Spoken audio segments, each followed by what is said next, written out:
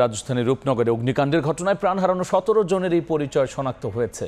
তাদের লাশ পরিবারের কাছে হস্তান্তর করছে ঢাকা মেডিকেল কর্তৃপক্ষ। এই মুহূর্তে সেখানে আছেন রিপোর্টার আল আমিন তুষার। সরাসরি যাচ্ছি তার কাছে।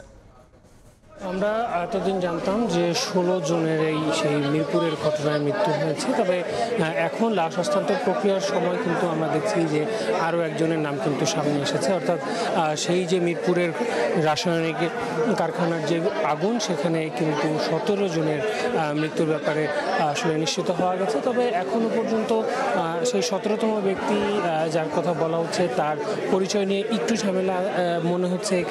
এখানে পেপার ওয়ার্ক প্রায় শেষের দিকে, একটু পরে কিন্তু পরিবারের কাছে লাশগুলো হস্তান্তর করার কাজ শুরু হয়ে যাবে, মরদেহগুলো হস্তান্তরের কাজ শুরু হয়ে যাবে। তবে ওই আরেকজনের যারা রয়েছেন তাকে নিয়ে একটু ঝামেলা মনে হচ্ছে এখানে একটু হয়েছে।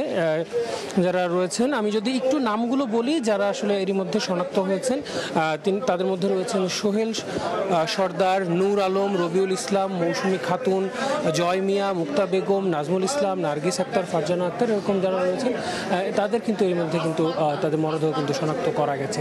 তো এই ছিল ঢাকা মেডিকেল থেকে এখনো পর্যন্ত আমার কাছে এই যে মিরপুরের ঘটনায় লাশ হস্তান্তর করা হচ্ছে সেই পরিবারের স্বজনদের কাছে তার সবশেষ খবর। রূপনগরের ঘটনায় লাশ হস্তান্তরের সবশেষ নিয়ে আমরা সরাসরি ছিলাম ঢাকা মেডিকেল।